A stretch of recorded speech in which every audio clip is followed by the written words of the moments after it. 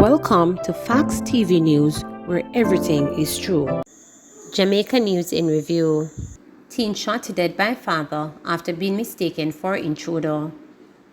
The St. Catherine South Police are probing the fatal shooting of a 15-year-old boy at his home in East Cave Drive, Hillshire, St. Catherine on Wednesday morning after he was mistaken for an intruder.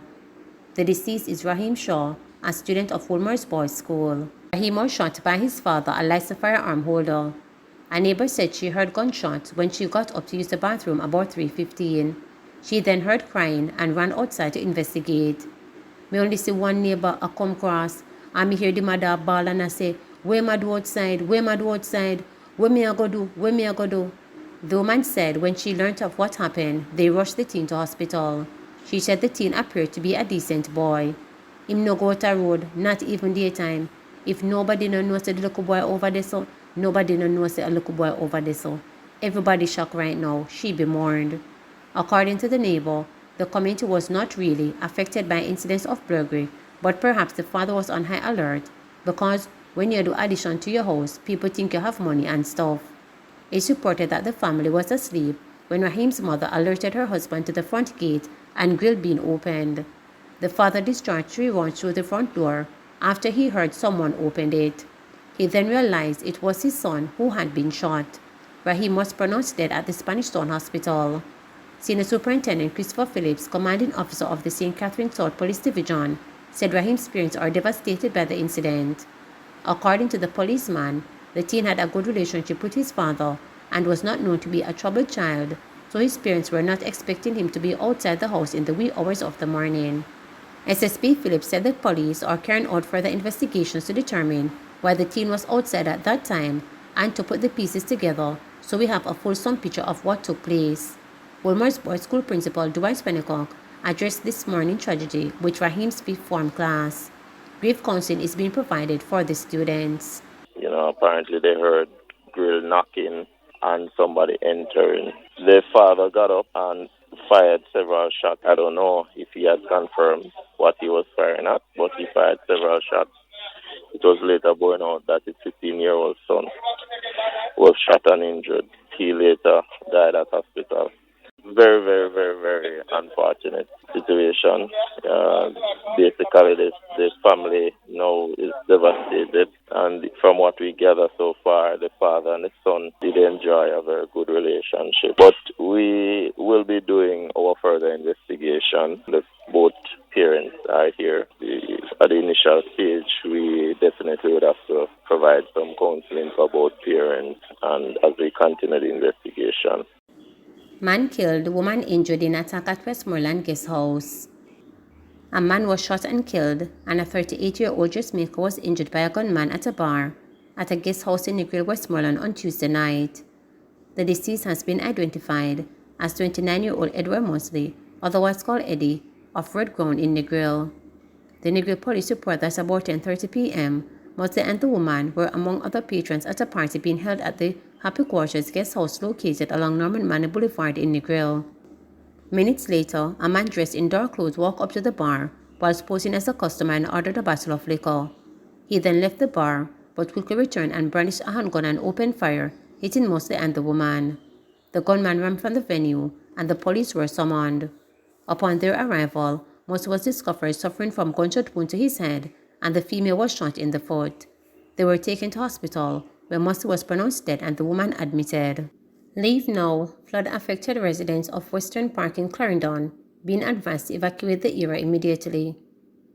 Residents in Western Park in Maple, Clarendon are being advised to evacuate and head to the Western Park Church of Christ Emergency Shelter if floodwaters had affected them.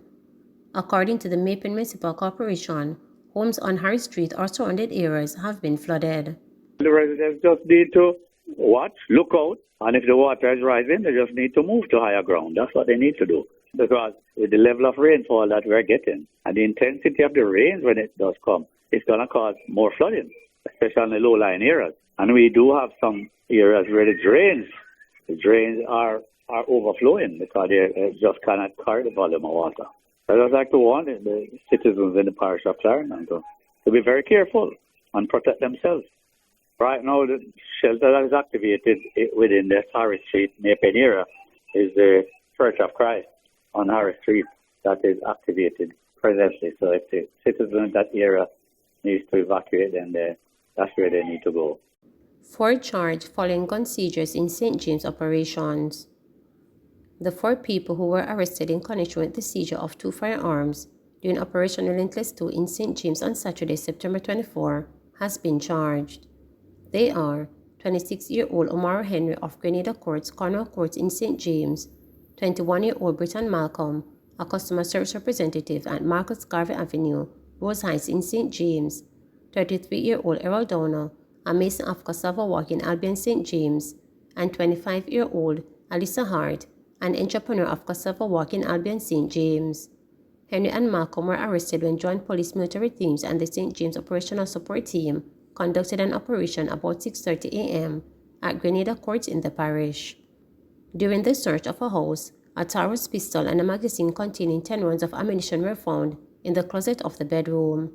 The pair of Downers and Hart are charged in relation to the seizure of a Browning single-action pistol fitted with a magazine loaded with 19 rounds of ammunition. The illegal items were reportedly found hidden behind a washing machine in a room of their house when lawmen searched the premises on Saturday afternoon. All 4 will appear in Western Regional Gun Court. Angela Brown-Burke re-elected as PNP Chairman. Dr. Angela Brown-Burke has been re-elected as Chairman of the opposition People's National Party. She was challenged for her post by former Deputy General Secretary Raymond Price. The vote was held at the party's National Executive Council NEC at Knox College in Clarendon. The exercise also saw Floyd Morris being returned as Deputy Chairman as well as 11 other members. The NEC is the highest decision-making body of the party outside of the annual National Conference, which was held last week. The PNP thanked all NEC members who accepted nominations and offered themselves to serve the party and the people of Jamaica. Bushy Park St. Catherine goat farmers want action against predatory thieves. Goat farmers in Bushy Park, Lightspen, St. Catherine are appealing to the authorities to do more to clamp down on predatory thieves who continue to plague the community. My God, the biggest problem down here is goat thieves who are armed and dangerous, said farmer Anthony Bernard. Yes, I have used some pallets to nail up the pen, but not even the Tropical Storm Ian, could hurt me like how the 2 million in loss I suffer after losing 40 goats that them take from me at gunpoint, Bernard lamented. He is among others in the community where poultry, small ruminants, and catch crops farming is a way of life. I do believe that this road is one of the most dangerous in St. Catherine, a resident, Maribel Nevis said. I know that the storm Ian was worrying, and we appreciated the good news, but the goat thieves really need to be dealt with urgently, she said. They bemoan that the threat of bad weather from Ian could not compare to the damage to their lives caused by predatory thieves. According to the residents, the thieves typically travel in the area, hold up farmers at gunpoint, and then leave with their livestock in their vehicles. We think that an effort must be made to arm farmers to protect their properties. As by police come, they escape and will continue to suffer, said contractor Vaughn Williamson. The police said they continue to act on reports of farm theft in the community. Another gun seized during Operation Relentless 2. Another firearm has been seized in St. James as operations continue under Operation Relentless 2. The latest seizure occurred in Granville, St. James on Saturday, September 24. Reports are that about 11:30 p.m., a team conducted a raid at a bar in the community. Several people were searched, however, nothing was found.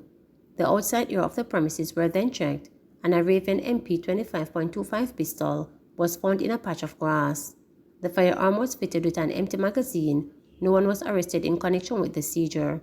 The investigation continues. Police beat me. Tearful taxi driver details alleged abuse by cops. A taxi operator is alleging physical abuse at the hands of the police in Manchester. Jermaine Cunningham, who was captured in a viral video engaging a tussle with police officers after resisting arrest over an alleged traffic breach, told journalists Thursday that he was beaten by cops while he was there in custody at the Christiana police station on Wednesday. The police then beat me yesterday, and them handcuffed me and carry me go up at one station and handcuff me upon the bench. The police boxed me in my face, a cheerful Cunningham said. Sources of taxi operators Thursday morning block a section of the Succeed Main Road in northeast Manchester in support of Cunningham and over what they claim is continued harassment by the police in Christiana over a long-standing parking issue. The taxi operators say because of the absence of a proper transportation center in Christiana, they are being forced to breach by the police for parking violations. The taxis previously used a private property as a parking area, but it is now under construction for a commercial building. The taxi operators say the parking arrangements on Wellman Street, commonly referred to as Market Street, is dangerous. Ex-soldier killed while working on car off Maxfield Avenue. A man said to be a former Jamaica Defence Force soldier was shot and killed on Sunlight Street off Maxfield Avenue in Kingston 13 on Thursday morning. The deceased has been identified as 38-year-old Andre Stewart, who resides in Zimbabwe section of the community. It is reported that Stewart was doing mechanical work on his vehicle when he was approached by men who shot him multiple times. He later succumbed to his injuries. According to police sources, there is an ongoing gang feud between men of Zimbabwe and Sunlight Street. Investigations are ongoing. Delivery man killed in St. Andrew crash. A motorcyclist is dead after colliding with a motor car at the intersection of Oliver and Conton Spring Road in St. Andrew Thursday afternoon. The unidentified man is said to be a food delivery worker. The accident occurred about 1:25 p.m. An eyewitness told reporters that the motorcyclist was heading down Conton Spring Road in the direction of Halfway Tree and collided with the motor car that was turning on Oliver Road from the opposite direction. The police were on the scene trying to control the traffic at the busy intersection. Motorists had to experience delay as the scene was being processed. A crowd has converged in the area. Pedestrian kill along North Coast Highway. A pedestrian was killed after being hit by a minibus along the North Coast Highway Thursday morning. The police say the middle-aged man from Trelawney was hit by a Toyota Voxy minibus as he was crossing the street in the Greenwood community about 3 a.m. He died on the spot. The man's name has not yet been released by the police. Blood donation being sought for former Senator Delano Franklin. Colleagues of former Minister of State in the Ministry of Foreign Affairs and Foreign Trade, Delano Franklin, are appealing for the public's assistance with blood donations. Franklin, a former People's National Party senator, has been hospitalized since early September.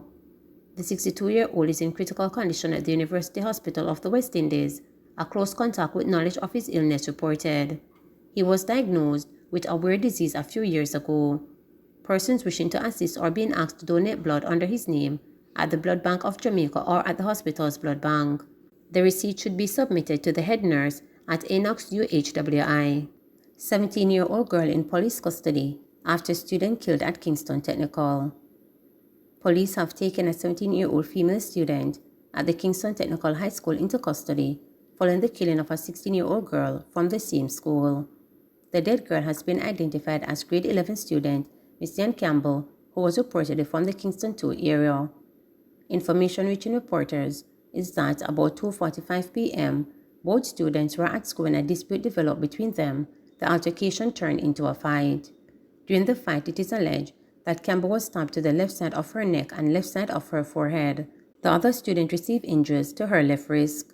Both girls were taken to the Kingston Public Hospital, where Campbell succumbed to her injuries and was pronounced dead, and the other student was treated and released into the custody of the police. Up to late Thursday afternoon, police were working on processing the scene. Cartel transferred to GP. Controversial entertainer Vybz Kartel was transferred to the Tower Street Adult Correctional Center, commonly known as General Penitentiary GP. The move was reportedly executed on Thursday afternoon during heavy rains and reportedly follows a Fox 5 interview done by Lisa Eves and Cartel's assumed Turkish fiancé. Cartel's transfer had since prompted the artist's lawyer to express concern for his client's health and safety. He said the transfer itself was deliberate and/or negligent and unacceptable. Transferring Mr. Palmer in the rain, causing him to get wet, given a medical condition in an attempt on his life, said attorney at law Issa Buchanan. Vybz Kartel has been hospitalized a few times for undisclosed reasons during his 11-year incarceration. Buchanan said no reasons were given by the Department of Correctional Services DCS for the move. His case is before the highest court of this island. I am very disappointed that taxpayers' money is being wasted for fishing expeditions and PR stunts, the lawyer said. Buchanan also questioned the timing of the transfer, as it was executed in the wake of the now viral interview with Vybz and his fiancée. The move comes following an airing of an interview on Fox 5 by his fiancée, as well as the eve of the anniversary of his arrest 11 years ago, Buchanan said.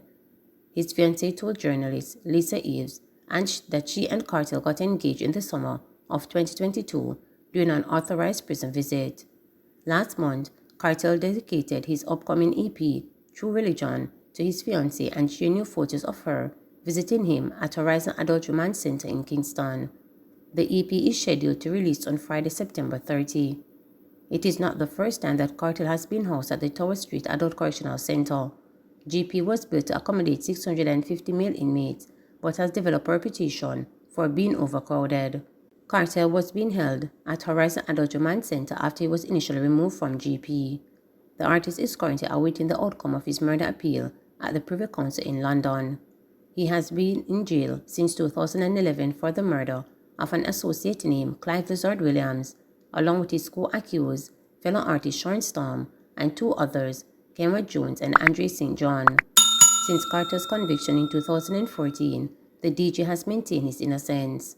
On April 3, 2020, a three-member Jamaican Court of Appeal panel upheld Carter's 2014 murder convict.